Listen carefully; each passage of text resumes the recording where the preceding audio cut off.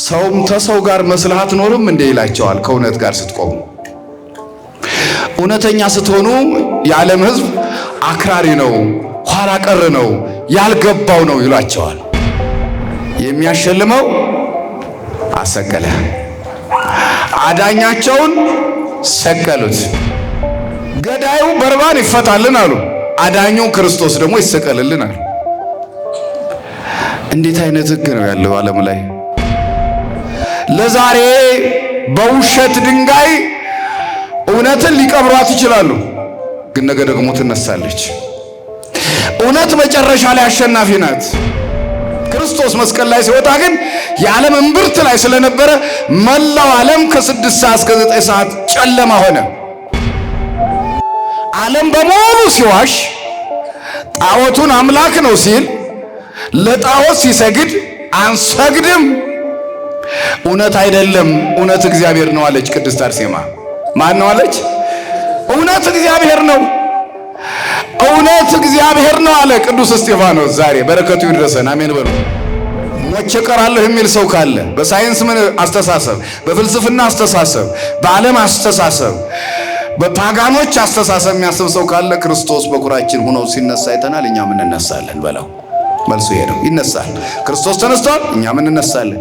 ተነሳ ስንል የእኛን ሥጋ ይዞ ነው የተነሳው። በሴት ወደቅን እህሳ በሴት ደግሞ ተነሳን። ክብር ለስም አጠራሩ አይሁን። የእኛ እናት አመስግኗት በደንብ አድርጋች። ሔዋን በር አዘጋች፣ ድንግል ማርያም ደግሞ በር አስከፈተች። እኔ አይደለም ቅዱስ ዮሐንስ አፈወርቅ ነው የተናገረው። ደም የፈሰሰለት በደም የተዋጀ ነው፣ በደም ነው የተገዛ ነው። በዋጋ ተገዝታቸዋል ይላል እና ይህንን ሥጋ ነው የኃጢአት መፈንጫ የምናደርገው። ክርስቶስ ደሙን አፍሶ ያጠበውን አካል ወስደሽ እንዴት ለኃጢአት ለዲያብሎስ ታስረክቢዋለሽ? ክርስቶስ ደሙን አፍስሶ ያመጣህን መልሰ እንዴት ወደ ኃጢአት ባርነት ትገባለህ? ወሶበይ ከልአቶ ምሕረቱ ለአብ ወትዕግሥቱ ለወልድ ወይሩቱ ለመንፈስ ቅዱስ። ዓርብ ቀን ቅዱስ ገብርኤል የመዘዘው ሰይፍ የእግዚአብሔር ምሕረት ባይከለክለው ኖሮ ዓለም እንዳልነበረች ትሆን ነበር ይላል። በኩሮም ትንሣኤ ሙታን ሆኖ ሞትን ድል አድርጎ የተነሳበት የነጻነት በዓላችንን ነው የምናከብረው። ክብር ለእግዚአብሔር ይሁን። የነጻነት በዓል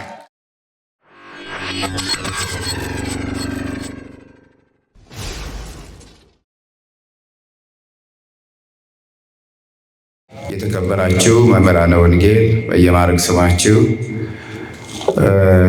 ዘማሪያንና ዘማሪያት በዚህ ሰዓት በዚህ ጊዜ በዚህ ቅዱስ ስፍራ የተገኛችሁ እግዚአብሔር ቤተሰቦች የእናታችን የቅድስተ ቅዱሳን የድንግል ማርያም የቃል ኪዳን ልጆች እንደምን ዋላችሁ? እንደምን አላችሁ? አሜን። ምሕረት ቸርነት የባህሪ ገንዘቡ የሆነ ቅዱስ አምላካችን እግዚአብሔር እስከዚህ ሰዓት ያደረሰን ስሙ የተመሰገነ ይሁን። እናታችን አማላጃችን ንጽሕተ ንጹሐን ቅድስተ ቅዱሳን ድንግል ማርያም ስሟ የተመሰገነ ይሁን። ክርስቶስ ተንሥአ እሙታን አሰሮ ለሰይጣን ሰላም ኮነ። እንኳን ለብርሃነ ትንሣኤው በሰላም አደረሳችሁ። አመስግኑት እግዚአብሔር። የ50 ቀን የሰላምታ ልውውጣችን የትምህርት መክፈቻችን የጸሎት ማሳረጊያችን ይሄ ሰላምታ ልውውጥ የሰማችሁት ነውና በድጋሚ መርሃ ግብር መሪው በመክፈቻ ላይ ብለውታል። አሁንም ትምህርቱ ሲከፈት መቅረስ ስለሌለበት ይህንን የሰላምታ አዋጅ አውጀናል። በቀጥታ ወደ ትምህርቱ እንሄዳለን። በድጋሚ እንኳን አደረሳችሁ። በዚህ በትንሣኤው ሰሞን በዚህ ወቅት ነገረ ትንሣኤውን ነው የምንማረው። ከዚህ ወጣ ትምህርት ሊኖረን አይችልም። የውስጡም የውጩም አገልግሎት አንድ ነው። ከመቅደሱ ጀምሮ ያለው ትንሣኤውን የሚያውጅ ነገረ ትንሣኤውን የሚያበስር ነው። ቅኔ ማሕሌቱን ስንመጣ እሱን ነው የሚከተለው። ከዚያ ወጥተንም እዚህ መድረክ ስንመጣ ያለን ነገረ ትንሣኤውን ወይም የትንሣኤውን ትምህርት እንማራለን። የቅዱስ ማቴዎስ ወንጌል ምዕራፍ 28 ቁጥር 13 ላይ አንድ መነሻ ይዘን ወደ ትምህርቱ እንገባለን። ተኝተን ሳለን ይላል የትምህርታችን። እስከኔ ጋር በሉት እስኪ በደንብ ሰምታችሁ ከሆነ ምን ብለን ሳለን? ተኝተን ሳለን። እንዘ ንጉማን ንሕነ እንዘ ንነዎ፣ እየተኛን እያለን ተኝተን ሳለን ይላል። ይህንን ቃል የተናገሩት ሁለት ግሩፖች ናቸው። አንደኛዎቹ ይህን ሐሳብ ያመነጩትና እንዲነገር ያደረጉት ሊቃነ ካህናቱ ናቸው። ክርስቶስ እንዲሰቀል የፈረዱት፣ የከሰሱት፣ መስቀል ላይ እንዲውል ያደረጉት፣ ከቄሳር በቀር ሌላ ንጉሥ የለንም አስወግደው ስቀለው ብለው ዓርብ ቀኑን ሙሉ ሲናገሩ የዋሉት፣ ክርስቶስን ከሊቀ ካህናቱ ቤት ጀምረው ለዓርብ አጥቢያ ማለት ነው፣ ከዚያ ጀምረው እስከ መስቀል ድረስ እስኪሰቅሉት ድረስ ጸዋቶ መከራ በሱ ላይ እንዲደርስ የፈጸሙ ካህናት ሕግ አስከባሪ ነን የሚሉት ናቸው። ሁለተኛዎቹ ደግሞ ይህንን ሐሳብ የተናገሩት መቃብር ጠባቂዎቹ ናቸው። ማን ጠባቂ? መቃብር ጠባቂ ሲባል ሰምታችሁ ታውቃላችሁ? የለም፣ በዓለም ታሪክም ላይም የለም። እዚህ ክርስቶስ ሲነሳ ወይም ደግሞ ሲቀበር ለመጀመሪያ ጊዜ የጌታ መቃብር እንዲጠበቅ በሹም የታዘዘው በዚሁ በጌታ መቃብር ብቻ ነው። መቃብር እንዲጠብቁም የታዘዙት እነዚህ ናቸው። መቃብር ተጠብቆ ደግሞ ውጤት ያጡም እነዚህ ሰዎች ናቸው። ስለዚህ መቃብር ጠባቂዎች ተኝተን ሳለን ሲነሳ አላየንም፣ ወይም እየተኛን እያለ ሐዋርያት መጥተው ሰረቁት በሉ ብለው ውሸት ያስተማሯቸው እንዲናገሩ የሚያደረጓቸው በመግቢያ ላይ የጠቀስኳቸው ናቸው።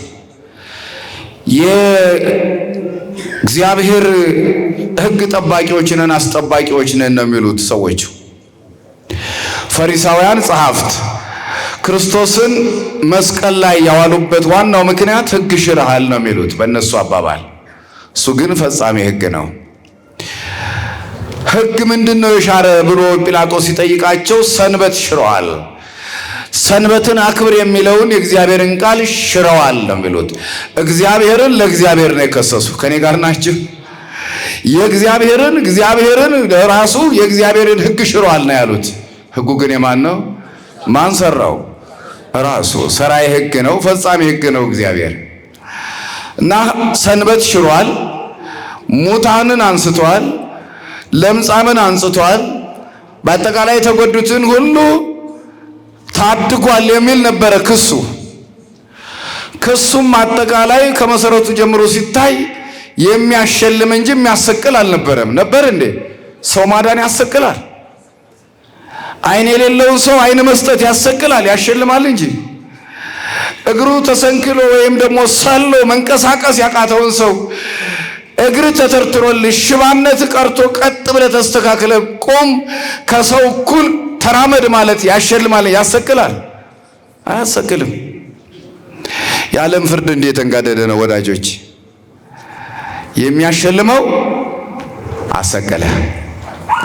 አዳኛቸውን ሰቀሉት፣ የገደላቸውን በርባንን ፈቱት።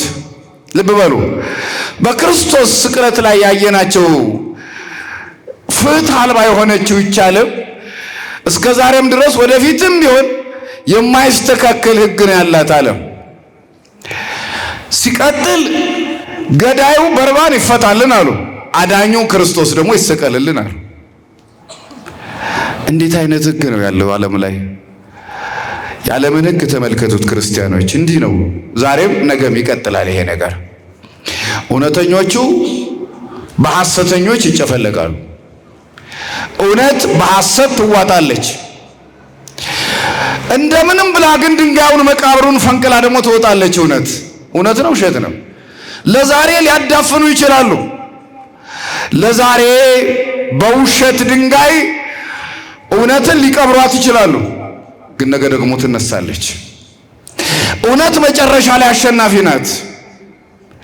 ለዛሬ በብዙ ውሸቶች ስትከበብ የማትወጣ የተቀበረች ትመስላለች። እውነት ግን አሸናፊ ናት። ምንድነው የሚያሸንፈው?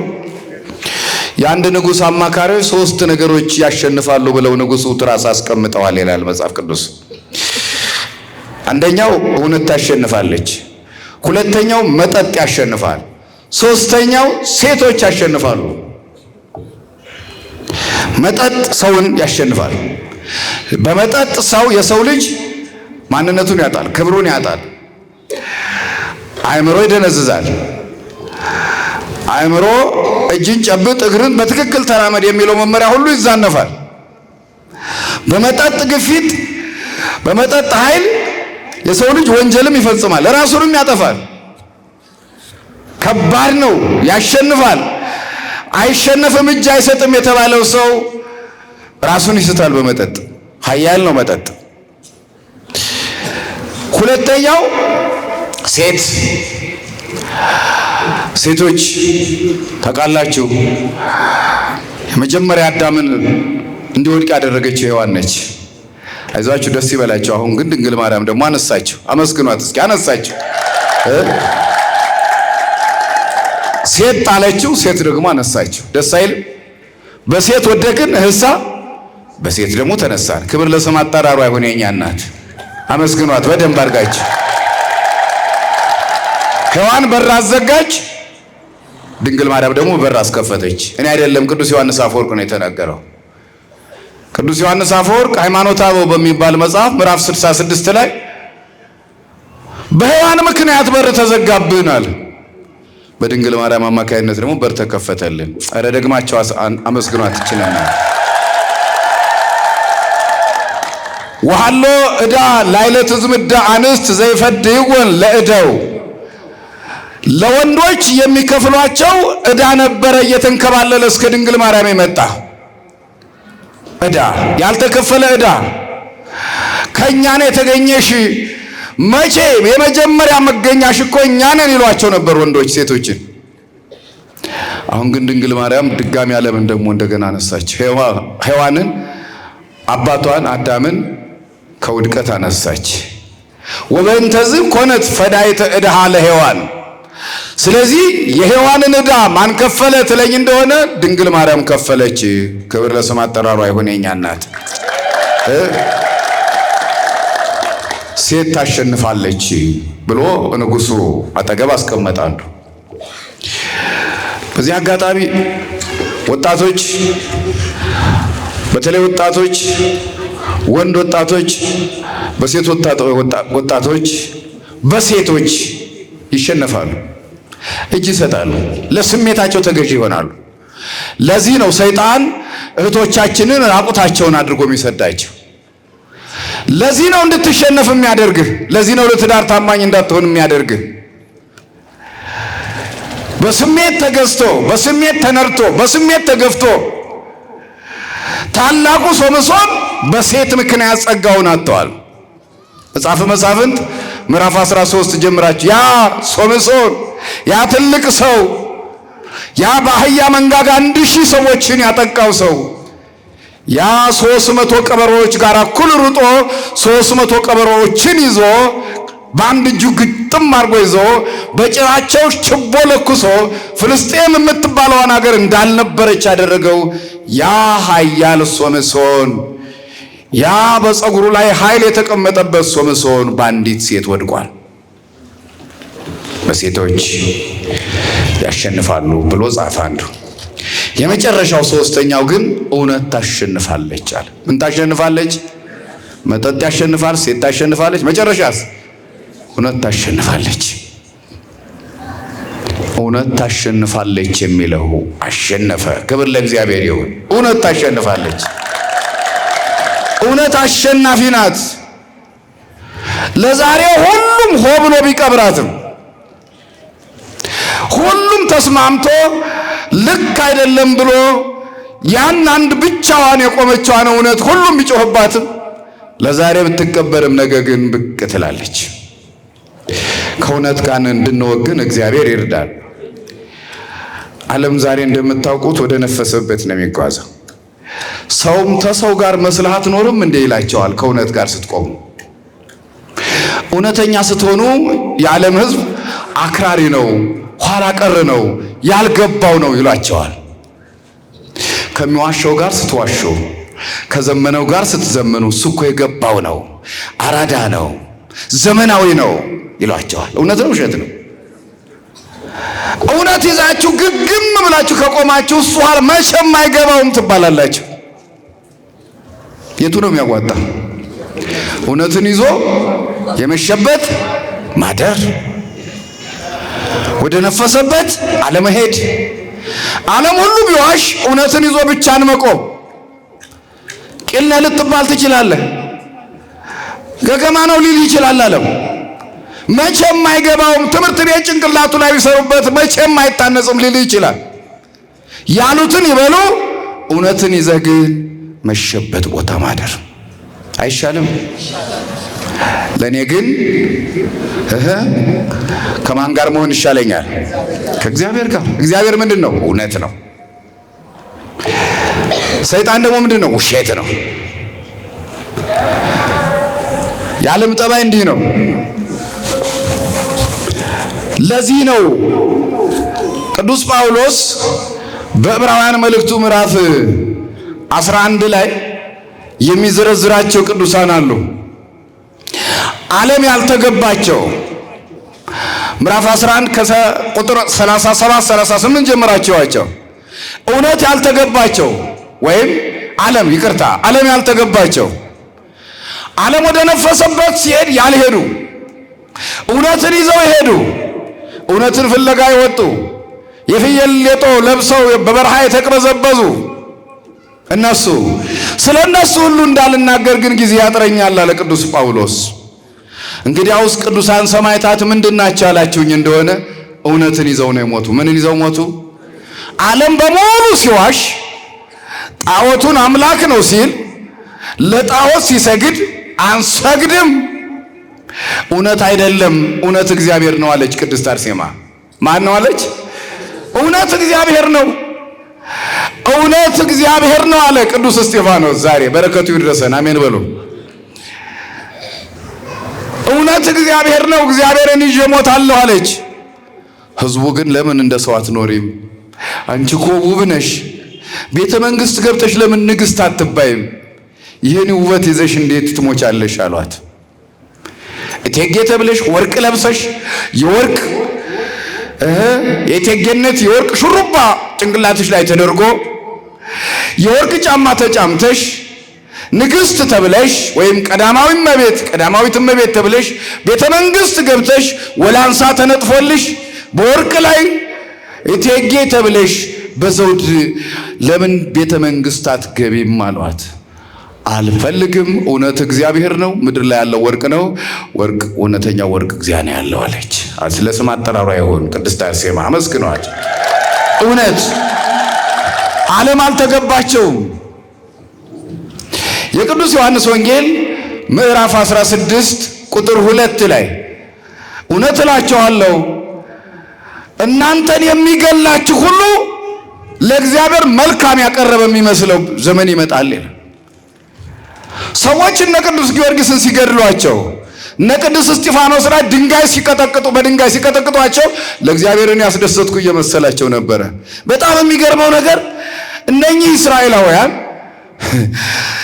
አትግደል የሚል ሕግ አለ። የእግዚአብሔር ሕግ ከ10 ትእዛዛት አንዱ አትግደል ነው። በሐሰት አትመስክር ነው። ኦሪት ዘጸአት ምዕራፍ 20 ከቁጥር 13 ጀምሮ ይሁት። በተለይ ቁጥር 20 ላይ ምን ይላል? በወንድምህ ላይ በሐሰት አትመስክር ይላል። በባልንጀራ ላይ አሁን እስጢፋኖስን በድንጋይ ሲገድሉት ምንድነው ያሉ? በሰማይ ደጅ አለ ብሏል፣ ለእግዚአብሔር ልጅ አለ ብሏል፣ ኦሪታችንን አንቋሿል፣ የሙሴን ሕግ እንዲህ ነው ብሏል ብለው መሰከሩበት በውሸት። ከዚያስ እጃቸውን ጫኑና በድንጋይ ቀጥቅጡት አሉ። ገደሉት። የሙሴን ሕግ ሁለቱን ሻሩ አልሻሩ? ሻሩት። ክርስቶስንም ሲገድሉት እንዲህ ነው የገደሉት። ሰንበትን ሽሯል ብለው በውሸት መሰከሩበት። አልሻረም። በሰንበት ቀን ብሏቸዋል ራሱ ክርስቶስ። የናንተ በግ ወይም ጊደር ወይም ወይፈን ወይም በሬ እንጨት ውስጥ ቢገባ እንጨቱን ቆርጣችሁ ታወጡት የለም አላቸው። አዎ እናወጣዋለን። ታዲያ እኔ እኮ 18 ዓመት የሞላት ሰይጣን ያጎበጣትን ሴትዮ አዳንኩ እንጂ ከዚያ ከናንተ በሬ ችበግ ሴትዮ ትበልጣለች አትበልጣም? ሰው ይበልጣል ከበግ ይበልጣል አይበልጥም? ይበልጣል። ምን ጥያቄ አለ? ሰውን አዳነ። የነሱ በግ ግን እንጨት ተቆርጦ ሲወጣ ጉድጓድ ቆፍሮ ሲያወጡ ሰንበት መሻር አይደለም በእነሱ ሕግ ማለት በእነሱ እይታ። ሰው ማዳን ግን ኃጢአት ነው አይደለ? በእነሱ ሰንበት ለሰው ልጅ ተፈጠረች እንጂ ሰው ለሰንበት አልተፈጠረም። የሰንበት ጌታዋ ደግሞ አጠገባቸው ቆሟል። ክርስቶስን አትግደል ያለውን ሕግ ሽረው ገደሉት መስቀል ላይ። በውሸት አትመስክር የሚለውን በውሸት መስክረው አሰቀሉት። እንዲህ አይነቱ ነው ሕግ እንፈጽማለን የሚሉ ሰዎች እየገደሉ አትግደል የሚለውን የሙሴን ሕግ መሻራቸውን ዘነጉት። በውሸት አትመስክር የሚለውን የሙሴን ሕግ ትተው በውሸት መሰከሩበት። 38 ዓመት ሙሉ አልጋ ላይ ተኝቶ የነበረውን ሰው በሰንበት ቀን ሲያድነው አይተናል አሉ እና 38 ዓመት ሙሉ በደዌ ዳኛ ተይዞ በአልጋ ቁራኛ ተይዞ የኖረውን ሰው ማዳን ኃጢአት ነው? ምን ኃጢአት ነው? በደልም አይደለም፣ ያሸልማል። እንዲያውም ለዚህ ታምራት መላው ዓለም በሙሉ ከጫፍ ጫፍ ማስተጋባትና እልል ማለት ነበረበት። እኛ እልል እንላለን ለክርስቶስ ሥራ። አመስግኑ የማዳኑን ሥራ እግዚአብሔር ይመስገን። እና እንዲህ በውሸት መስክረው እሁድ ዕለት መድኃኒት ሲሉት የዋሉትን መድኃኔዓለምን ለእኛ አሁንም መድኃኒት ነው፣ ነገም መድኃኒት ነው። ሆሳዕና ማለት አድን፣ አሁን አድን፣ መድኃኒት ሲሉት ዋሉ። የዳዊት ልጅ ሲሉት ዋሉ። 6ኛው ቃል ላይ ግን ስቀለው አለ ያ ሁሉ ሕዝብ። አዳኝ ሲል የነበረው አሁን ምን ሆነ? ከቄሳር በቀር ንጉሥ የለንም ካዱት። መስቀሉ ራስጌ ላይ የተጻፈውን ጽሑፍ የአይሁድ ንጉሥ ነው ብሎ ጲላጦስ ሲጽፍባቸው እንዲህ ብለህ እንዳትጽፍ አሉት። እህሳ ራሱ እኔ የአይሁድ ንጉሥ ነኝ ብሏል ብለህ ጻፍ አሉት። የጻፍኩትን ጽፌአለሁ ከዚህ በኋላ አላስተካክልም አላቸው። ንጉሳችን አይደለም ብለው እስከ ጥግ ድረስ ካዱት። ለዚያ ዘመን ለነበሩ አይሁዳውያን እስራኤላውያን አይደለም ይሄ ክህደት፣ እስካሁን ድረስ ካዱት። እስከ ነገም ድረስ ይክደውታል። መሲሁ ገና ይመጣል ብለው ይጠብቃሉ። የሚያሳዝነው ነገር የዛሬ ሳምንት ስቅለት ነበረ። በተለይ ሚዲያ የምትከታተሉ የትኛውም የዓለም ጥግ ያላችሁ ዛሬ እንደ ኢትዮጵያ አቆጣጠር ሚያዝያ 17 ቀን አርብ ላይ እንገኛለን። ሚያዝያ 10 ነበረ ስቅለት። እኛ ስቅለቱን ስናከብር እስራኤላውያን ደግሞ ባለመጸለትን ያከብሩ ነበር፣ ወይም በዋዜማው ሐሙስ ዕለት ማለት ነው። በ9 መሲሁ ገና ይመጣል ብለው ይጠብቃሉ እነዚህ አቂሎች። እስካሁን የሰቃዮች ልጆች መሲሁ ገና ይመጣልናል ይወለዳል ብለው ተስፈኞች ናቸው። እኛ ግን ተወልዶ ወርዶ አድኖን ሞትን ድል አድርጎልን የምሕረት ዓመት አውጆልን እነሆ ለ2017ኛ ጊዜ አከበረን። እግዚአብሔር ይመስገን፣ እግዚአብሔር ይመስገን። አዎ ጌታ ከተወለደ 2017 ዓመት የምሕረት ዓመት ሆነልን ብለን መወለዱን አከበርን፣ መጠመቁን አከበርን፣ መሰቀሉን አከበርን፣ መነሳቱን አከበርን። በተለይ ደግሞ ትንሣኤን ስናከብር እኛ ክርስቲያኖች እኛ ኦርቶዶክሳውያን የተዋህዶ ልጆች ትንሣኤ ለእኛ የተለየ ትርጉም አለው። እሁድን ማክበር የጀመርነው ከክርስቶስ መነሳት በኋላ ነው። ይችን ዕለት የፍጥረት መጀመሪያ ነበረች። አንድ ብሎ ፍጥረትን የጀመረባት ዳግም ደግሞ ዓለምን ደግሞ ሞትን ያክል ጠላትን ገድለን በሞት ላይ ተማምተን የዲያብሎስን ስልጣን ተሽሮ በኩሮም ትንሣኤ ሙታን ሆኖ ሞትን ድል አድርጎ የተነሳበት የነጻነት በዓላችንን ነው የምናከብረው። ክብር ለእግዚአብሔር ይሁን። የነጻነት በዓል ቀደሳ ወአክበራ ወአላላ እያለ ነው ሰንበትን የምናከብር። ከፍ አደረጋት፣ ለያት፣ አከበራት ብለን ነው ያወጅነው ትንሣኤን። ልዩ ትርጉም አለው ትንሣኤ ለኛ። ሙተን እንደማንቀር እንደምንነሳ በኩራችን ክርስቶስ ሞትን ድል አድርጎ ሲነሳ ያየንበት ነው የዛሬው ትንሣኤ። ለዚህ ነው 50 ቀን ሙሉ ይህንን የነጻነት በዓል የምናከብረው። ስንት ቀን? 50 ቀን። አንዳንድ ሰዎች ለምንድን ነው 55 ቀን ጾመን 50 ቀን ከበላን ምን ነው እንዴት ነው ይሄ እኮ ማካካሻ አልሆነም የሚሉ ሰዎች አሉ። ወዳጄ ከክርስቶስ ትንሣኤ ጀምሮ እስከ ጰራቅሊጦስ ድረስ ድፍን 50 ቀን የምናከብረው ይሄ በዓል እኛ ሞትን ድል አድርገን ወይም ደግሞ ከሙታን ተነስተን ወደ መንግሥተ ሰማያት ከገባን በኋላ መንግሥተ ሰማይ ያለውን ሕይወት ነው ዛሬ የምናከብረው። 50 ቀን የምናወሳወሰው የመንግሥተ ሰማያትን ኑሮ ነው። ማነው ኑሮ? የመንግሥተ ሰማያት ኑሮ። ከገቡ የማይወጡበት፣ ካገኙ የማያጡት፣ ሐዘን የሌለበት፣ እንባ የሌለበት፣ ጾም ጸሎት የሌለበት፣ ስግደት የሌለበት፣ ምስጋና ምስጋና ምስጋና 50 ቀን ሙሉ የምናከብረው የመንግሥተ ሰማያትን ኑሮ እየተለማመድን ነው። አመስግኑት እግዚአብሔርን። መንግሥተ ሰማያት የምንኖረው እንዲህ ነው። ምድር ላይ የጾምነው ለጾም ሁሉ ዋጋ አሰጥቶን ክብር አሰጥቶን መንግሥተ ሰማያት ምን ገብተን የምንኖረው እንዲህ ባለ ኑሮ ነው የምንኖረው። 50 ቀን የምንመገበው ምግብ፣ 50 ቀን የምናርፈው እረፍት ምድር ላይ በምናደርገው መልካም ስራ፣ በተጋድሎ፣ በጾም፣ በጸሎት ክርስቲያናዊ ስነ ምግባራችንን ጠብቀን ሃይማኖት ከምግባር ምግባር ከሃይማኖት ጥንቅቅ አድርገን ሰርተን መንግሥተ ሰማያት ስንገባ የምንኖረው ኑሮ ይህን 50 ቀን ይመስላል። አመስግኑት። ይህን ይመስላል። ይህን ይመስላል። ሐዘን የለም፣ ሐዘን የለም። ጸሎት የለም። ጸሎት አለ፣ ይቅርታ፣ ምስጋና አለ። አይቋረጥም። እዚያማ ምስጋና ምስጋና ነው እንደውም ምግባችን። እዚያ የመላእክትን ኑሮ ነው የምንኖረው። እዚያ እሱን ነው እየተለማመድን ያለ ነው። በሐዘን ፋንታ ደስታ። የዓለም ሐዘን የዓለም ስቃይ ያልፋል። መንግሥተ ሰማያት ሐዘን የለም፣ ገፋኝ የለም፣ አጭር ረጅም የለም። ሀገሪቱ ፀሐይ ጨረቃ ያስፈልጓቸው። ዮሐንስ ራእይ ምዕራፍ 21 ቁጥር 21 ጀምራቸው ነው። እሱ ኑሮ ይህን 50 ቀን ይመስላል። እግዚአብሔር ይመስገን። እሱን ነው እዚህ ምድር ላይ ዛሬ የምናየው። 50 ቀን ጾመን ረፍት ስናደርገው እድሜ ልካችንን ጾመን እዚያ የምናርፈው ኑሮ ይህን ይመስላል ማለታችን።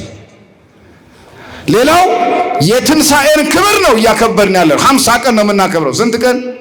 50 ቀን። 50 ቀን ሙሉ ክብር እንሰጠዋለን ለዚህ ትንሣኤ። የሰው ልጅ ወድቆ የሚቀርበት አይደለም። በኩራችን ሲነሳ ክርስቶስ አይተናላ። ክርስቶስ ይላል አንደኛ ቆሮንቶስ ምዕራፍ 15 ከቁጥር 7 ጀምራቸው ነው። ላንቀላፉት ሁሉ ክርስቶስ በኩራት ሆኖ ተነስቷል።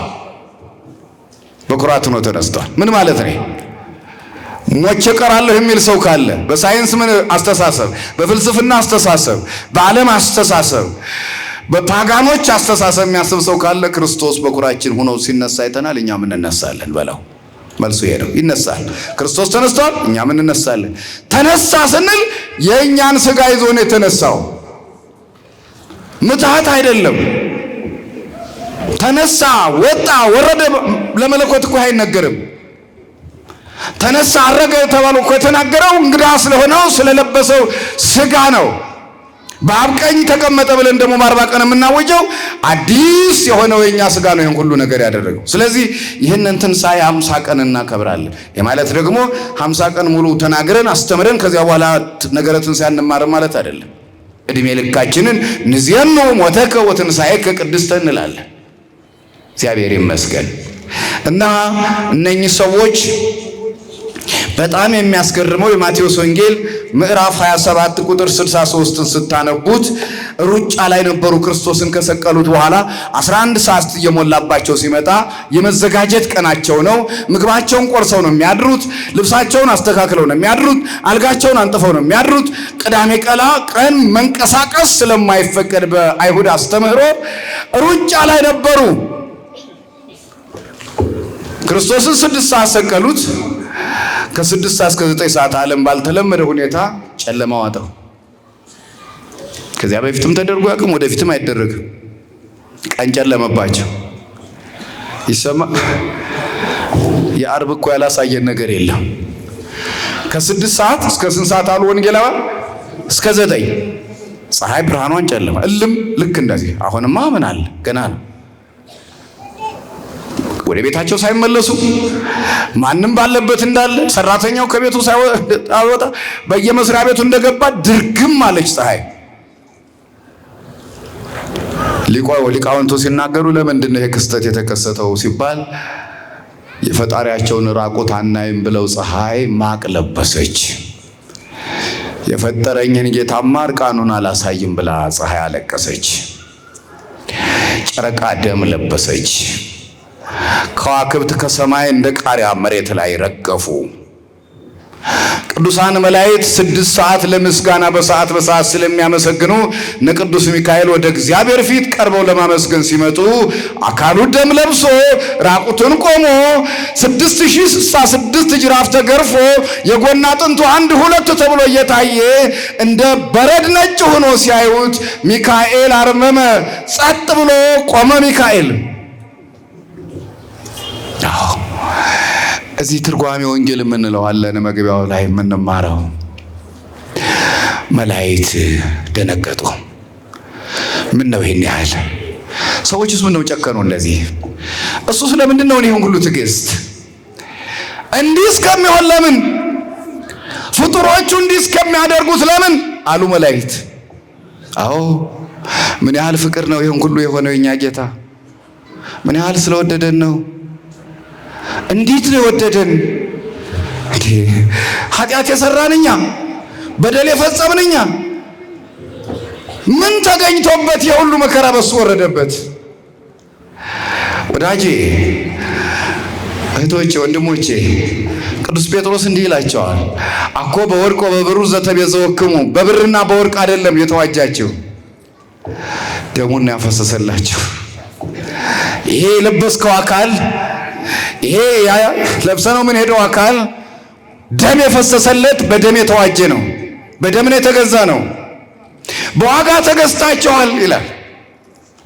እና ይህንን ስጋ ነው የኃጢአት መፈንጫ የምናደርገው። ክርስቶስ ደሙን አፍሶ ያጠበውን አካል ወስደሽ እንዴት ለኃጢአት ለዲያብሎስ ታስረክቢዋለሽ? ክርስቶስ ደሙን አፍስሶ ያመጣህን መልሰ እንዴት ወደ ኃጢአት ባርነት ትገባለህ? ሰሞኑን ሚዲያ ሲያንጫጫ አንድ ነገር ታዘብኩኝ። እናንተው ጋር ስለምኖር ስለ ቤዛ ዓለም ተንጫጫ። መስቀል ቤዛ ነው ያለ። መስቀል ምናችን ነው? የተሰቀለው ጌታዬ መስቀሉ ቤዛዬ ነው የምንለው እና ከመስቀል በታች ናት እንደ ድንግል ማርያም። አቤት እንባ ይመጣል። አመስግኗት እስኪ እንተንፍስ።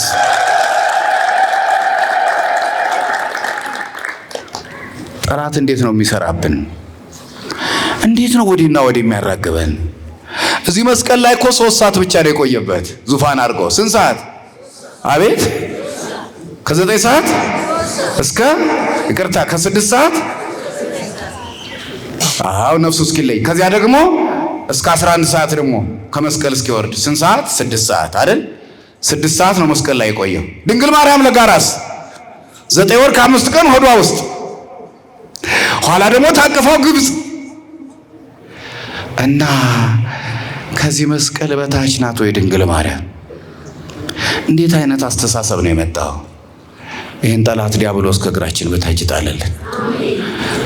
ሰው አይደለም ይሄን ያተናገረው ጠላት ዲያብሎስ። ምን ለማድረግ? እኛን ለመበታተን። አደራችሁ ከአቡኑ ላይ ከጳጳሱ ላይ ናችሁ ናት እንዲህ አትበሉ። የድንግል ማርያም ጠላት ቁጥር 1 ማን ነው? እሱ ጠላት ዲያብሎስ። ስሟ ሲጠራ ዛሬም ድረስ የሚከነክነው ዲያብሎስ። ስንት ነቢያት ስንት ቅዱሳን እያሉ ሮጦ አታማልድም የሚል እሷን። እንዴ ቤዛዊት ዓለም ነው የምንላት እኮ ወደው አይደለምና አባትን እንኳን እንዲህ ባይባልም ይቅር ይበላቸው ነው የሚባል አይደል እንዴ? ስጋ ለብሰዋል።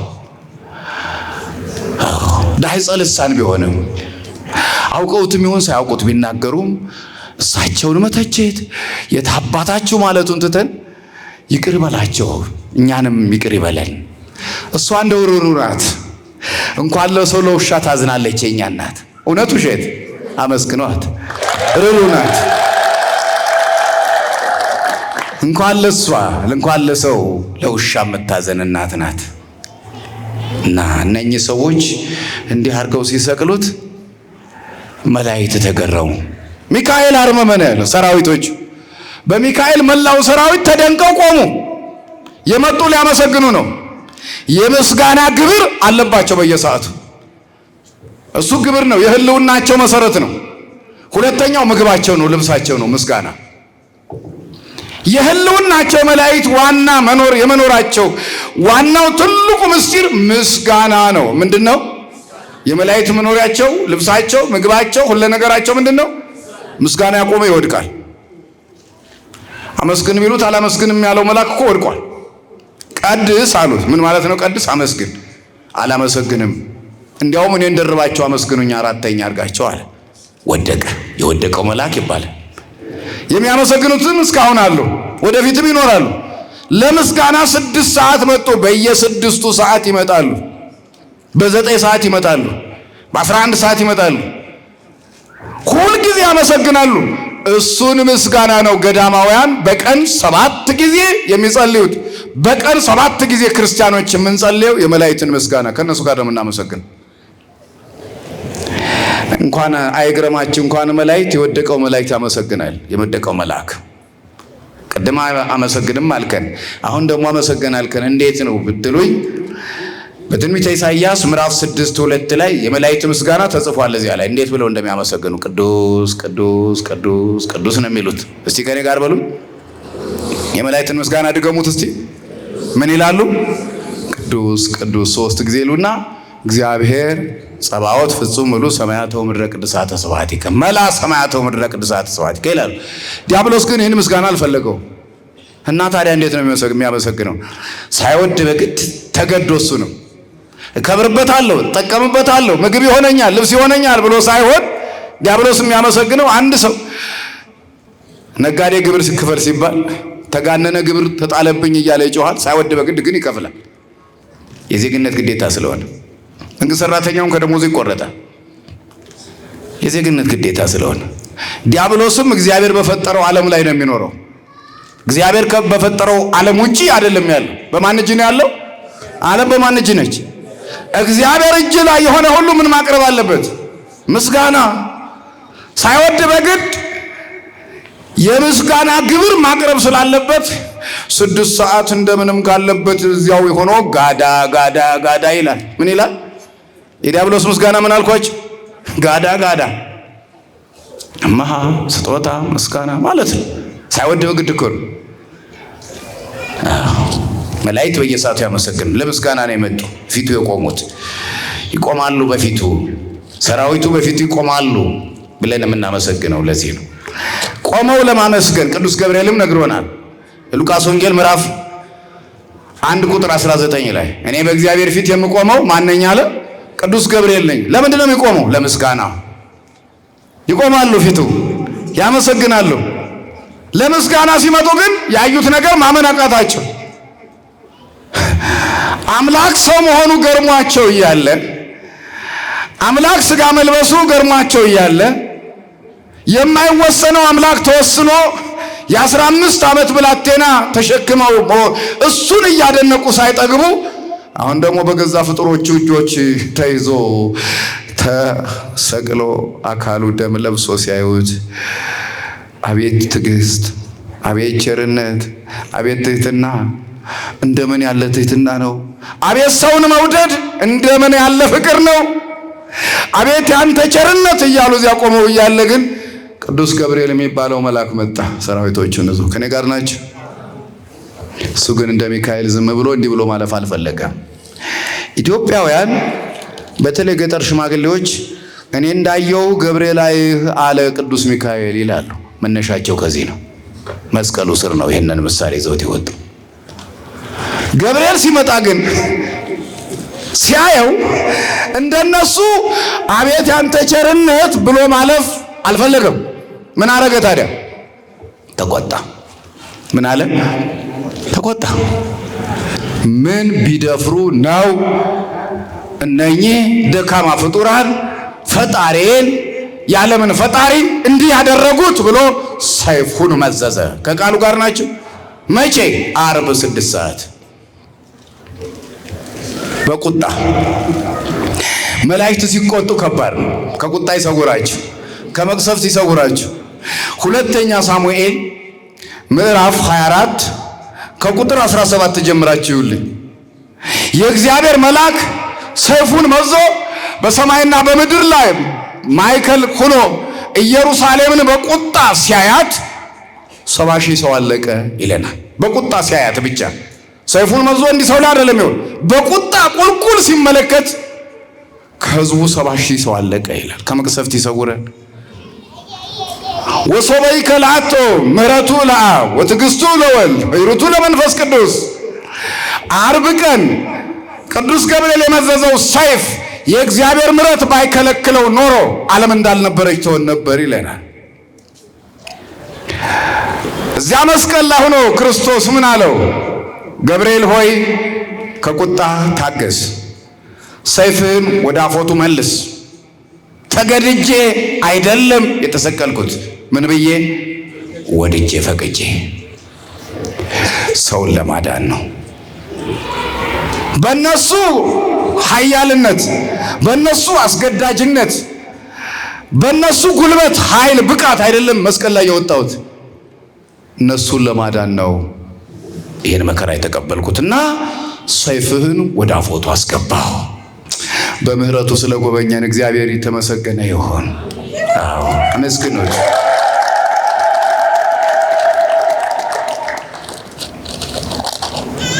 ቅዱስ ገብርኤልስ ምን አለ? ያንተ ምህረት ሁልጊዜ ነው፣ ያንተ ይቅርታ ሁልጊዜ ነው። ምህረት ቅርብ ነው፣ ይቅርታ ብዙ ነው። እንዲሁ ነው።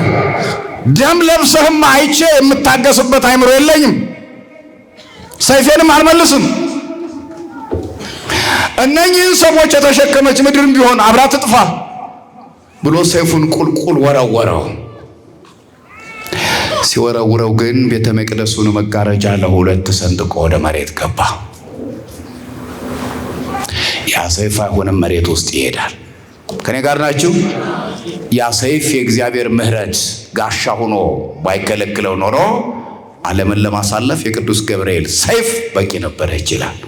በምህረቱ እንዳንጠፋ እንዲህ የሞተልን ጌታ ክብር ለስም አጠራሩ ይሁን። አመስግኖት።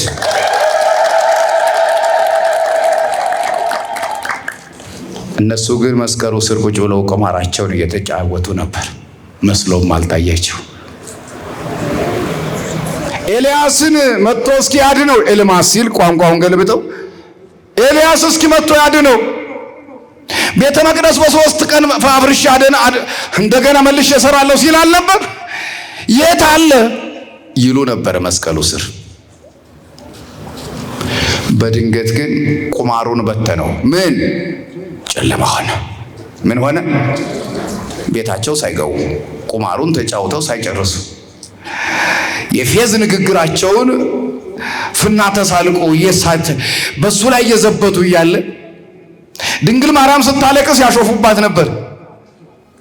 የኛ ልጆች በገሊላ በዚህ ሕፃን ምክንያት ሞተዋል፣ አንቺም አልቅሽ ይሏት ነበር። እዚያ ቆሞ ሴቶች ዓይንሽ እያየ የተሰቀለ ልጅ ይሽሏት ነበር። መንገድ አላፊ አግዳሚ ሁሉ ምንድነው ይላል ግማሹ። በመሃል ላይ የተሰቀለው ግራ ቀኝ ተሰቅለዋል፣ ምን ይሆን ይላሉ መንገደኞች። እንግዲህ ወንበዴዎች ተይዘው ይሆናላ። ያስ ነፍሰ ገዳይ ነው አሉ። ያኛውሳ ከነሱ የተለየ ይሆናል ብላችሁ ነው እሱስ የሚሉት አጣ መድኃኔዓለም እያለ መንገደኛው ይናገራል። በድንገት ግን ይሄ የዓለም ጨለማ በመጽሐፍ ቅዱስ ታሪክ ሙሴ ፈርዖን ህዝቡን አልለቅም ሲል ድቅድቅ የሆነ ጨለማ በእጅ የሚጨበጥ የመሰለ ጨለማ ግብፃውያንን ገጥሟቸዋል። እነሱ ብቻ ነው ግብፃውያን። ይሄ ግን ዓለም በሙሉ ነው ጨለማ የሆነው። ክርስቶስ መስቀል ላይ ሲወጣ ግን የዓለም እምብርት ላይ ስለነበረ መላው ዓለም ከ6 ሰዓት እስከ 9 ሰዓት ጨለማ ሆነ። ይሄ ይሄም አንዳንዴ ክስተት በሀገራችን ይከሰታል። ይሄስ ምን ያስደንቃል ተባባሉ ሰዎቹ። ከቃሉ ጋር ናቸው። አንዳንዴ ክስተት ሊከሰት ይችላል። ያ ክስተት ተከስቶ ነው በእኛ ዘመን አሉ። አምላክ ነው እኮ እንዴት እኛ እኮ በጣም ተሳስተናል የሚል ሰው የለም። ከመካከላቸው ግን 100 አለቃ ወታደር ይሄ ጨለማ ሲጨልም እውነትም ክርስቶስ ያለ መድኃኒት ነበረ አስመሰከረ ሰማዩ ብሎ ተናገረ። አመስግኑት እስቲ ባካችሁ። ተናገረ። ፀሐይ ጨለማ። 9 ሰዓት ላይ ድምፁን ከፍ አድርገው ቅድስት ሥጋውን ከቅድስት ሥጋው ከቅድስት ነፍሱ አባ መሐጽን ነፍሰ ውስተ እዴከ ብሎ በስልጣኑ ነፍሱን ለየ። በምን አልኳችሁ? በስልጣኑ። ኦርቶዶክስ አስተምህሮ ነው። በስልጣኑ ነው የለየው። በሞት ስልጣን አይደለም። ሞት ስልጣን ውስጥ አልገባም። ሞት ምንም ቁም ነገር እንደሌለው ዲያብሎስ መስቀሉ ስር አይቷል። ማን ነው ዝንቱ ዘም ስልጣኔ ሰባለቢ ሶም ማን ነው ይሄ መስቀል ላይ የዋለው ብሏል። በነፋስ ሲያስረው በስልጣኑ ለየ። ከዚህ በኋላ አለ ክርስቶስ 9 ሰዓት ላይ በስልጣኑ ነፍሱን ከለየበት ሰዓትና ጊዜ ጀምሮ የክርስቲያኖች ነፍስና ሥጋ የሚለየው በእደ እግዚአብሔር ነው። በዲያብሎስ አማካይነት መለየት ቀረ። አመስግኑ። ተሻረ። በእደ እግዚአብሔር የጻድቃን ነፍሳት በእደ እግዚአብሔር ነው የሚለዩት። የሞት ስልጣን ተሻረ መስቀል ላይ ከ9 ሰዓት ጀምሮ የሱ በክርስቶስ ክርስቲያን የተባሉ አማኞች በሙሉ በእደ እግዚአብሔር ነው የሚለዩት። በፊት ግን ቁራኝነት ነበረ። ሲሰቃዩ 40 ቀን ሙሉ ሲፈራገጡ ጉድጓዱን በእግራቸው እስኪምሱ ድረስ ያ ሁሉ መከራ ቆረጠው ገመዱን ክርስቶስ። የፍዳ መርገም የሚባል አበቃ። ስለዚህ ይህን ትንሣኤ እንዲህ ባለ ሁኔታ እናከብረዋለን። ክርስቶስ 11 ሰዓት ላይ ወደ መቃብር ሹሙን የሀገሩን ባለስልጣን አስፈቅደው እሱን ያገኘናል ሳይሉ ዮሴፍና ኒቆዲሞስ ለራሱ ባዘጋጀው መቃብር እንዲቀብረው አስፈቅዶ ከሹሙ ልንጥስ እንዳይልባቸው በበፍታ ጨርቅ ጥቅልል አድርገው ከመስቀሉ አውርደው ቅዱስ እግዚአብሔር ቅዱስ ኃያል ቅዱስ ሕያው ዘኢይመውት እያሉ ወደ መቃብር አወረዱት። መቃብር ላይ ሲወርድ ግን እነኚህ ሰቃዮች አንድ ነገር ትዝ አለን ይላሉ። ከኔ ጋር ናችሁ? ምን ነገር ትዝ አለን? አንድ ነገር ትዝ አለን። አያችሁ፣ ህሊና የሚባለው እኮ ውሸት አያውቅም። እነሳለሁ ሲል ሰምተናል። እንደሚነሳ እያወቁ ነው ለካ የሰቀሉት። ሞት ድል እንደማያደርገው ለካ እነሱም አውቀዋል። እነሳለሁ ሲል ሰምተናልና መቃብር ጠባቂ አዝዝልን። እስቲ ከኔ ጋር ናችሁ ክርስቲያኖች? ምን ሲል ሰምተናል? እና ምን ይሁን? መቃብር ጠባቂ ስጠን አሉት ሹሙን። ከተነሳ መቃብር ጠባቂ ያስቀረዋል እንዴ? ለካ እነሱም ያውቃሉ እንደሚነሳ። ለካ እያወቁ ነው ለካ የተሰቀሉት። ጥርጣሬ እኮ አይደለም ነፍሳቸው ነገራቸዋለች። መላመት እኮ አይደለም። ሞትን ድል አድርጎ እንደሚነሳ በብዙ ጊዜ ሲያስተምር የሰሙት ለራሳቸው ጥቅም አድርገው ባይወስዱትም ግን ነፍሳቸው እንደሚነሳ ግን ትነግራቸው ነበር። ስለዚህ መቃብሩ ይጠበቃሉ። ይሄ ብቻ አይደለም፣ መቃብሩም ይታሸግ ይቆለፋሉ። መቃብር ያሸጉም መቃብር የቆለፉም መቃብር ያስጠበቁ አይሁድና አይሁድ ብቻ ናቸው። እስካሁን እንዲህ አይነት ነገር አልታየም፣ ወደፊትም አይታይም። ይታያል ብለንም አናምን። መቃብር ማሸግ፣ የሞተ ሰው መቃብር ይታሸጋል። እንዴት ተብሎ? እንዳይነሳ ተብሎ። መቃብሩ ወታደሮች ተመደቡ ለ3 ቀን። ከዚች ውልፍት ንቅንቅ እንዳትሉ ደሞዝ ተቆረጠላቸው። መቃብሩ በድንጋይ ከተገጠመ በኋላ በጲላጦስ በሹሙ ማህተም ታተመ ወይም ተቆለፈ። እነሱ ይህንን እንግዳ ባለስልጣን አላመኑትም። ድንገት ደግሞ እሱስ አንድ ነገር ቢያሰርቀውስ፣ ከዚያ ደግሞ የእነዚህ ሰቃዮች ይኸው ተነሳባቸው ብሎ ስማችን ቢጠፋስ ብለው አንተም ቆልፍ እኛም እንቆልፋለን አሉት። ጲላጦስም አስቆለፈ፣ እነሱም አስቆለፉ። እነሱም ማኅተም አተሙ፣ እሱም አተመ። ይህም አልበቃ ብሎ ወታደሮች ዙሪያውን ከበው የክርስቶስን መቃብር እንዲጠብቁ ተደረገ። እሁድ 6 ሰዓት ግን ጌታ ሲነሳ እነኚህ መቃብር ጠባቂዎች እንኳን አይደለም እሱ ሲነሳ ሊያዩ የት እንዳሉም ራሱ አላወቁ። ይሄ በጣም የሚገርም በጣም የሚያስገርማችሁ ክርስቶስ ነው። እሱስ የሁሉ ፈጣሪ ነው። ቅዱስ ጴጥሮስን በአንድ ወቅት እስር ቤት ከተውት የሐዋርያት ሥራ ምዕራፍ 12:7 ላይ የእግዚአብሔር መልአክ እስር ቤት ውስጥ ገባ። 16 ጠባቂ ተሹሟል። 2 እዚህ አሉ፣ በር ላይ ደግሞ ወደ 14 ጠባቂ አለ። የእግዚአብሔር መልአክ መጣና ነካ አደረገው። ተነስ ጴጥሮስ፣ ፈጥነ ተነስ፣ ልብስንም ልበስ፣ ወገብህንም ታጠቅ፣ ጫማህንም አድርግ። ይህን ሲናገር እዚያ አጠገቡ ያሉ ወታደሮች አልሰሙ። አያቸው የሰለውን ነገር። አንደኛ ነገር የእግዚአብሔር መልአክ ለማየት እነሱ ምን ብቃት አላቸው? በምን ብቃታቸው የሱን ድምፅ ይሰማሉ? የበቃ የነቃ የጾመ የጸለየ ከእግዚአብሔር ጋር የሆነ እኮ ነው መልአክ የሚያየው። እነዚህ ነፍሰ ገዳዮች ናቸው እሱ አጠገቡ ያሉ። እንዲሰሙም እንዲናገሩም መልአኩን እንዲያዩትም አልተፈቀደላቸው። ተነሳለም ጴጥሮስ ከዚህ ተነስቶ ቀበቶውን ታጥቆ ጫማውን አስሮ ልብሱን ለብሶ በር ደረሰ። በር ሲደርስ በሩ በራሱ ጊዜ ተከፈተላቸው። አመስግኑ ባካችሁ፣ ተከፈተ። በር ላይ ስንት ዘባል አልኳችሁ? 14 ጠባቂ አለ።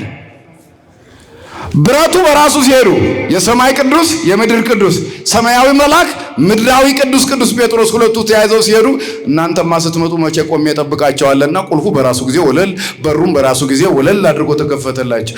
ቅዱሳንን ጌታ አያማልዱም ይላል። የኔ ወንድም እዚህ ሜዳ ላይ ወዳጄ አንተ አያማልዱም ብትለው ጴጥሮስና መልአኩን ብረቱም ያውቃቸዋል፣ በሩም ያውቃቸዋል። ቅዱሳንን አመስግኑ ባካቸው። ያውቃቸዋል።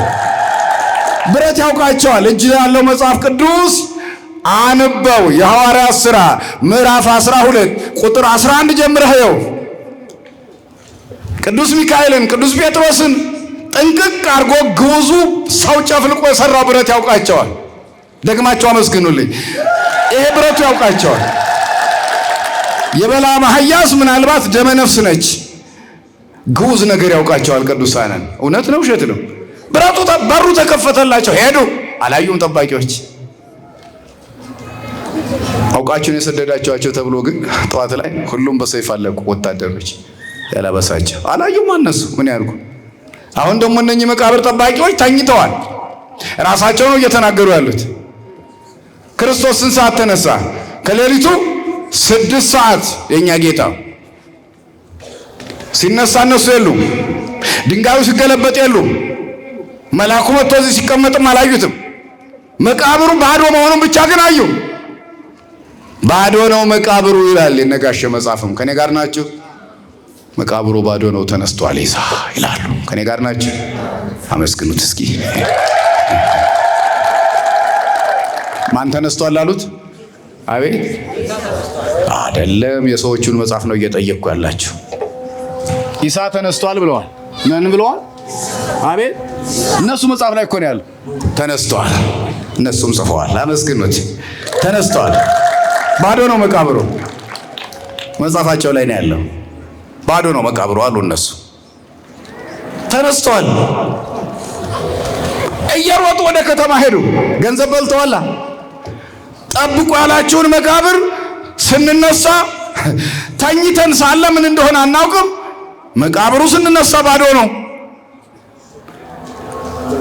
ላለቆቻቸው ሄደው ነገሩ። ለሊቃነ ካህናቱ ለጸሐፍቱ ሲሰቀል ሲሉ የነበሩት እንደፈራነው ሆነ። ከቀድሞ ታሪካችን ይልቅ የሚመጣው አስፈሪ ነው አሉ። ከኔ ጋር ናችሁ ክርስቲያኖች? ከቀድሞ ታሪካችን ሰቀሉት ከመባለው ይልቅስ ደግሞ ተነሳባቸው መባሉ ታሪካችንን ሊያጎድፍ ነው አሉ። ደነገጡ። ብር አመጡ። በብር እውነትን እንቅበራት አሉ። ከቃሉ ጋር ናችሁ? ትንሣኤው በገንዘብ ኃይል ይቆለፍ፣ ሰው ጆሮ እንዳይደርስ ይደረግ። ብር አምጡ ተባለና ለወታደሮቹ ወርቅ ተጨመረላቸው። ምን እንዲሉ? አቤት ተኝተን ሳለን የትምህርታችንስ ምንድን ነበር? ተኝተን ሳለን ሌሊት መጥተው ሐዋርያት ሰርቀው ወሰዱት በሉ ነው እንዴ? ነው ነገሩ?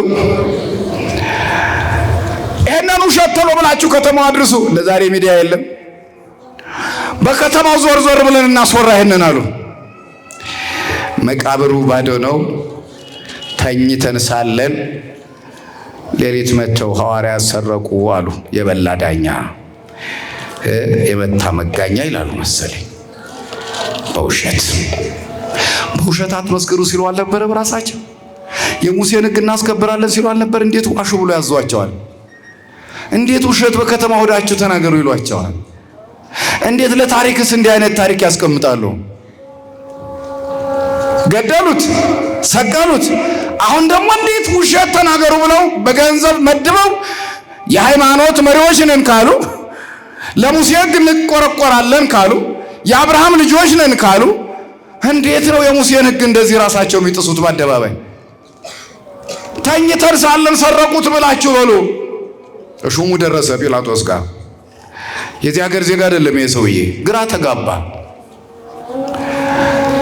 ሰበሰባቸው ወታደሮች። በምን ሰዓት ነው የተነሳ ይመስላችኋል? መስቀለኛ ጥያቄ መጣባቸው። ታምረ ኢየሱስ የሚባለው መጽሐፋችን በስፋት ይሄን ይዘግባል። ከቃሉ ጋር ናችሁ ክርስቲያኖች? አንቡት እስኪ። ወንጌላውያን እኮ ያስተማሩ ይጽፋሉ፣ እየጻፉ ይልካሉ። ሙሉ በሙሉ የተጻፈው በብዛት በነገረ ማርያም በታምረ ኢየሱስ ላይ ነው። ነገረ ሥጋዌ ወንጌላውያን ጥንቅቅ አድርገው እኮ አልጨረሱትም። ዮሐንስ ነግሮናል። ዮሐንስ ወንጌል ምዕራፍ 21 ቁጥር 10 ይቅርታ ዮሐንስ ወንጌል ምዕራፍ 21 ቁጥር 25 ላይ ወብዙኃተ ካልአተ ታምራተ ገብረ እግዚእ ኢየሱስ ዘኢተጽሕፈ ውስተ ዝንቱ መጽሐፍ፣ በዚህ መጽሐፍ ላይ ያልተጻፈ በሦስቱም ወንጌላውያን ያልተጻፈ ጌታ ኢየሱስ ክርስቶስ ሌላ ብዙ ታምራት አደረገ። ግን በየትም አልተጻፈ፣ ወንጌል ላይ አልተጻፈ። እናሳ ብዙ ታምራት አደረገ። የት ነው ያ ታምራት መጽሐፍ? ኦርቶዶክስ ጉያ ውስጥ አመስግኑ። ታምረ ኢየሱስ ላይ እዚህ ነው ያለው። እያንዳንዱ ቢጻፍ ኖሮ ዓለም ራሱ ባለበቃ ነበር። ዮሐንስ ነው ይሄን ያለ። ብዙ ታምራት አደረገ የሚለው ታምረ ኢየሱስ አለችው ቤተክርስቲያናችን አለ። እነኚህ ሌሊት ተኝተን ሳለን ሰረቁት ያሉት ወታደሮች ተይዘው ምርመራ ተደርጎባቸዋል የሚለን ደግሞ ታምረ ኢየሱስ።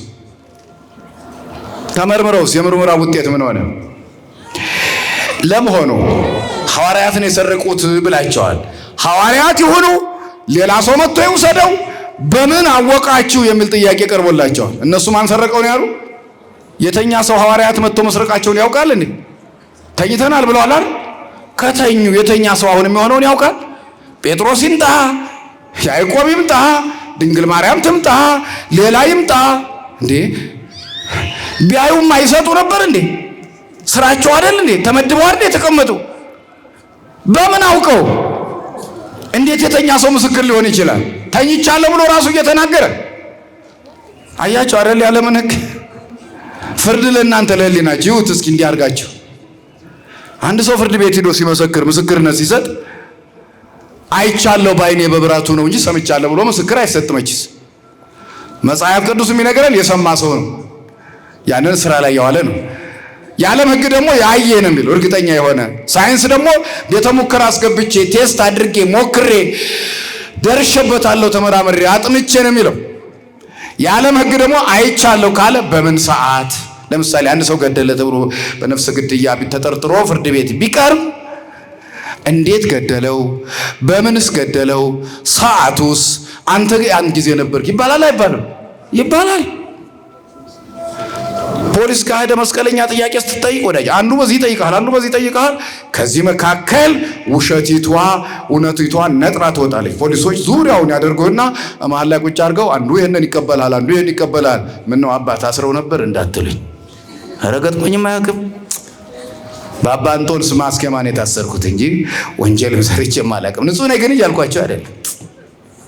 አዎ ኃጢአተኛ መሆኔን ነው የማውቀው። የታሰሩ ሰዎች ወንጀለኛ መቅጫውን እናነባለን። ሰባኪ ሲባል የማያነበው መጽሐፍ የለም። መስቀለኛ ጥያቄ እውነቷን ታወጣታለች። ከኔ ጋር ናቸው። መስቀለኛ ጥያቄ ወሰዳቸው ጲላጦስ። ተኝተን ሳለን የምትለው ራሱ ብቻ ናት ነጥቧ። ተኝተን ሳለን ካላችሁ በምን አያችሁ? በሉ ነው የተባሉ እነሱ። እሺ ያለና ውጣና ግባ የሚባል ደግሞ ጥያቄ ጠየቃቸው። አንዱ ውጣ ተባለ፣ አንዱ ገባ ምስክርነቱን ሰጥቶ አንተ ማን ነው ሌሊት መጥቶ የተሰረቀው ሲባል ጴጥሮስ፣ ያዕቆብ፣ እገሌ ብሎ ተናገረ። ይሄን አስወጡ በሌላ መንገድ ደግሞ አንደኛው ገባ ተባለ። አንተስ ተባለ። ኧረ 12ቱ ሁሉ መጥተው ነው ወሰዱት አለ። ከኔ ጋር ናቸው። የሶስና ምስክር ትዝ ይላቸዋል።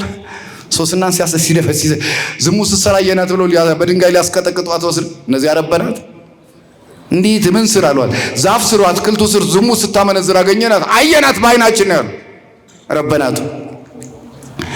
እና ሁሉም ካህናቱ የሙሴን ሕግ ሽራለች በድንጋይ ትቀጥቀጥ ብለው ሲፈርዱ ትንሽዬ ልጅ ብቅ አለ ዳንኤል የሚባል። እንዴ እናንተ ምን ሆናችሁ? እስኪ እንዴት እንዳዩት ሳትመረምሩ ነው እንዴ እቺን ብላቴና በድንጋይ የምትቀጠቅጧት? እንዴ የሙሴ ሕግ ሳትግደል እኮ ይላል። አጣሩ እንጂ አለና ወይ ባንተ አድሮ እኛንም እግዚአብሔር ይመስገን እውነት እንድናወጣ እግዚአብሔር አንተን ላከልናሉና አሁን ያነገርኳችሁን መስቀለኛ ጥያቄ ሲጠየቁ አንዱ ግራር ስራ አለ፣ አንዱ እንዲህ አይነት ዛፍ ስራ አለ፣ አንዱ እንዲህ አይነት ዛፍ ስራ አለ። እነሱ ተያዙ፣ እሷ ነፃ ወጣች። አመስግኑት እስቲ እግዚአብሔር። እንዲህ ነው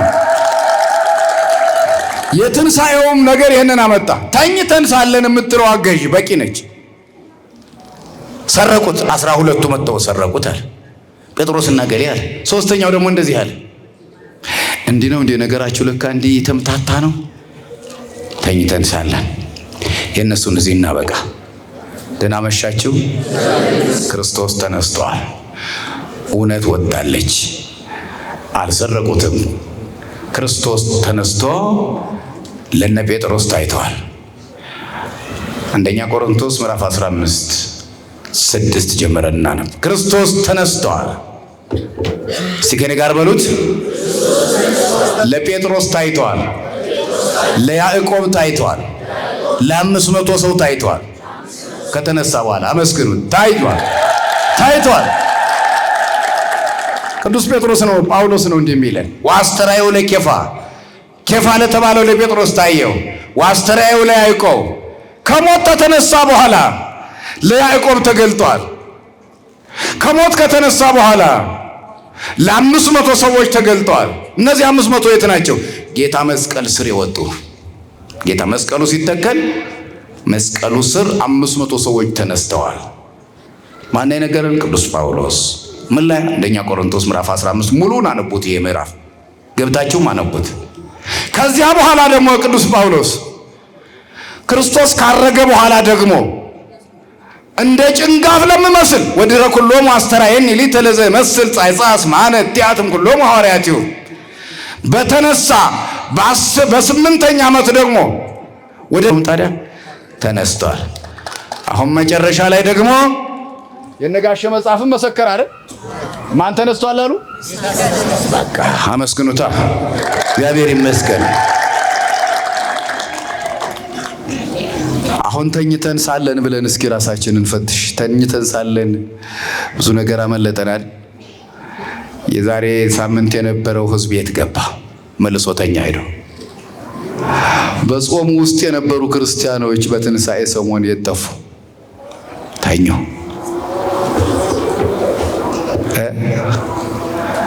በሌላ አንጻር እያየነው ነው። ተኝተን ሳለን